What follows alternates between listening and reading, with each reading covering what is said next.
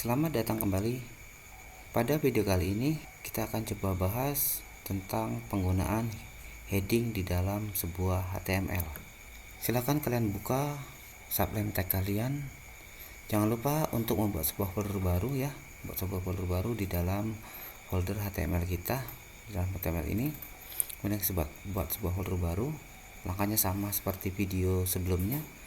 Kemudian folder 3 ini kita bawa ke sublime tag-nya. Kemudian silahkan kalian buat sebuah file dengan nama heading.html. Langkahnya sama seperti di video pertemuan sebelumnya. Kemudian kita di sini akan membuat sebuah struktur dasar dari HTML dan kita akan mengetikkan heading di dalam HTML. Nah, kita sudah membuat 6 heading yang ada dalam sebuah HTML. Sekali lagi, ini adalah heading yang dimiliki dalam sebuah HTML, dimulai dari heading 1 yaitu heading yang paling besar, kemudian H6 atau heading 6 itulah heading yang paling kecil. Kemudian kita simpan, kemudian kita open in browser. Nah, hasilnya adalah seperti ini. H1 memiliki ukuran font yang paling besar, H2 lebih kecil dibanding H1, seterusnya sampai heading yang paling rendah atau level yang paling kecil adalah heading dengan level heading 6. Tapi yang harus kalian pahami dalam penggunaan heading ini adalah kapan kita menggunakan salah satu dari heading, dalam artian kapan kita harus menggunakan H1 atau kapan kita menggunakan H2 atau seterusnya, atau bahkan kapan waktunya kita menggunakan H6. Bagaimana caranya? Oke, kita coba bahas. Caranya yang paling mudah adalah kita buat dulu sebuah hierarki dari sebuah tingkat kepentingan. Nah, oke, kita contohkan ya. Oke, contohnya seperti ini. Kita pengen membuat sebuah headline di dalam web atau di bawah dalam blog kita. Nah, ketika kita ingin membuat sebuah judul di dalam sebuah web atau blog kita, maka kita bisa menggunakan tag H1. Karena H1 merupakan elemen atau heading yang paling penting di dalam web kita. Ini contohnya, ini adalah judul artikel. Kemudian misalnya kita memiliki isi dari artikelnya.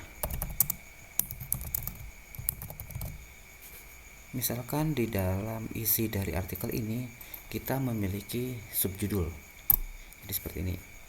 Kita gunakan H2.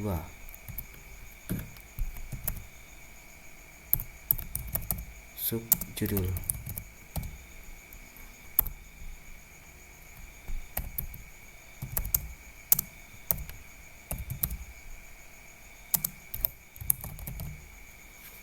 Nah, jadi seperti ini hierarkinya.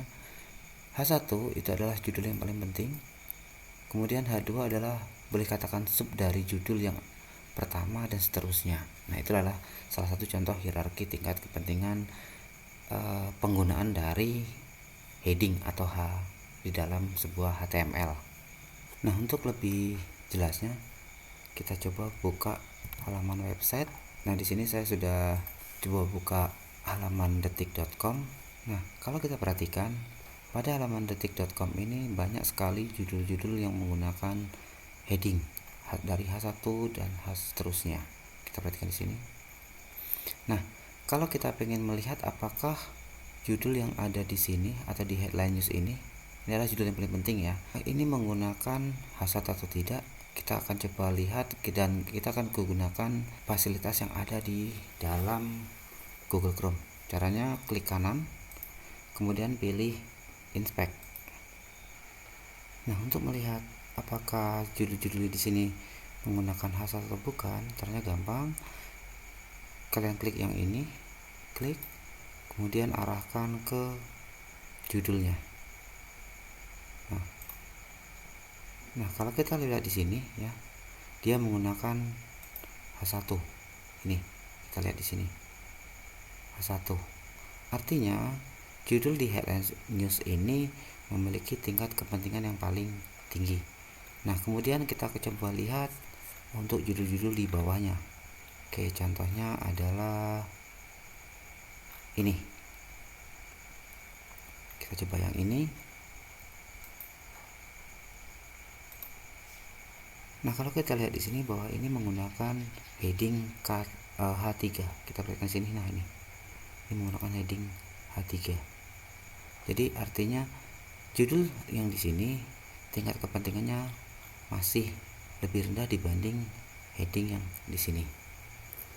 Tapi beda penggunaannya ketika kita klik judul yang di sini.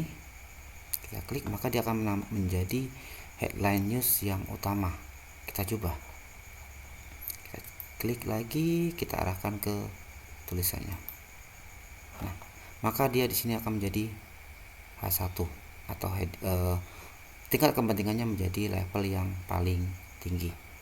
Sedangkan untuk judul-judul yang lain tingkat kepentingannya berada di level bawahnya. Nah, jadi mungkin itulah bagaimana cara kita untuk menentukan penggunaan kapan kita menggunakan H1, H2 sampai H6. Intinya kita lihat dulu berdasarkan hierarki tingkat kepentingannya. Demikianlah pertemuan kita kali ini. Mudah-mudahan sedikit penjelasan dalam penggunaan heading ini bisa kalian pahami.